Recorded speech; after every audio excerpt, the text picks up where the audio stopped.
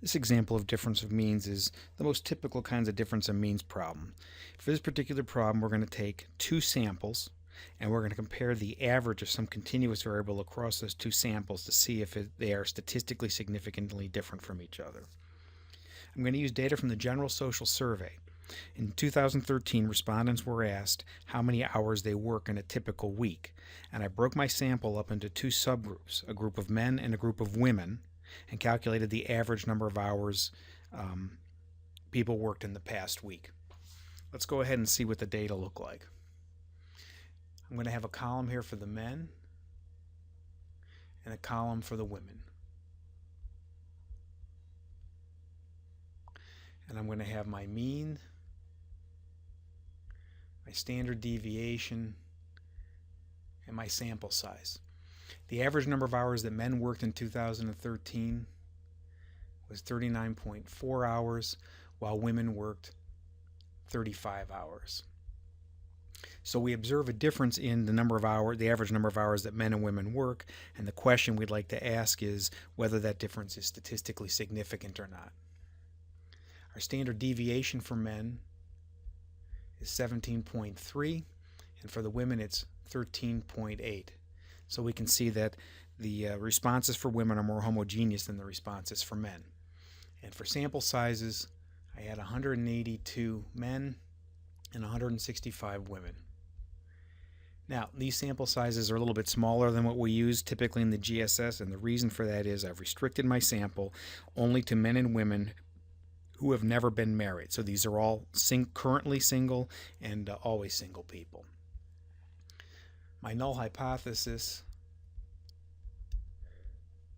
is that the mean of men minus the mean of women is equal to 0, and I'm going to take a two-tailed alternative so that the mean of men minus the mean of women is not equal to 0. That is, a priori, I don't have a reason to believe men work more hours than women.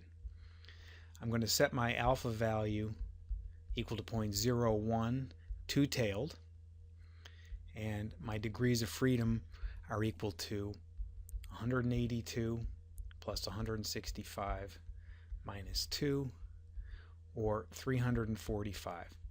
So this is still quite a large sample size. So I can use the T or the Z table, but looking up the T statistic for alpha 0.01 two-tailed in the T table, I get 2.58. Let's take a minute to look at a diagram of this. Here's my sampling distribution of the difference of two means. We have the difference of our two means right here in the middle, and we can cut off an area under that distribution where we have the middle 95% compared to 5% in the tails, or for this particular example, the middle 99% with 1% in the two different tails. I know that when I convert this to a z-score, this difference is 0, and that this difference would be 2.58, and this would be minus 2.58, and therefore I have 99% in the middle, 1% in the tails. Let's go ahead and look at our formula. Solving for t, we get the difference of our two means, y bar sub 1 minus y bar sub 2, divided by the standard error for the sampling distribution, which is going to be the standard error of y bar sub 1 minus y bar sub 2, and because we're working from samples, we're going to make an estimate of that standard error. We can go ahead and begin plugging our numbers in. 39.4 minus 35.0 divided by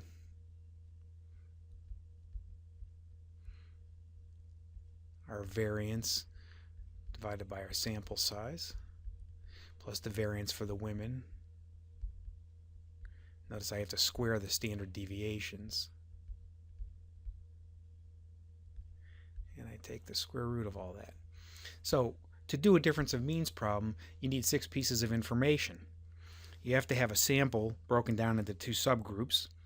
Here I have men and women, and for each subgroup you need the means, so we can calculate the numerator, which is the difference of the two averages. You need the standard deviations and the sample sizes, so you can calculate the standard error of the sampling distribution and plug them into this formula. And working this a little further, we see that on average, men and women work an average of 4.4 hours longer each week.